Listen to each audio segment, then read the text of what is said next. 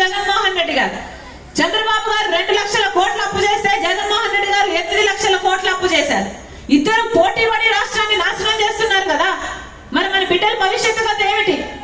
అందుకే చెప్తున్నా, ఈరోజు ప్రజల గురించి ఆలోచన చేసిన ఏకైక పార్టీ కాంగ్రెస్ పార్టీ.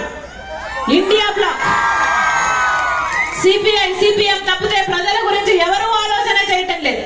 మీ అందరూ కలిసి కాంగ్రెస్ పార్టీని బలపరచండి. మళ్ళీ ప్రత్యేక హోదా రావడమే కాదు, రాజశేఖర్ రెడ్డి గారి సంక్షేమ పాలన మీ ఇంటి గడప వరకు తీసుకొస్తుంది రాజశేఖర్ రెడ్డి బిడ్డ. ఒక్కరికి కూడా ఆలోచన లేదు.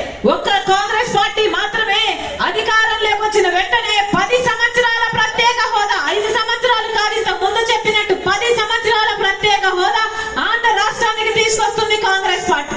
మీరు ఆశీర్వదించండి, మీరు ఆశీర్వదించండి. కాంగ్రెస్ పార్టీ అధికారంలోకి వచ్చినాక 2 లక్షల వరకు రైతులకు రుణమాఫీ చేస్తుంది కాంగ్రెస్ పార్టీ. మీరు ఆశీర్వదించండి. ఈ మధ్య ఇల్లు గడవడం ఎంత కష్టమైపోయిందో అందరూ చూస్తున్నారు. Petrol, diesel, gas, current bill, RTC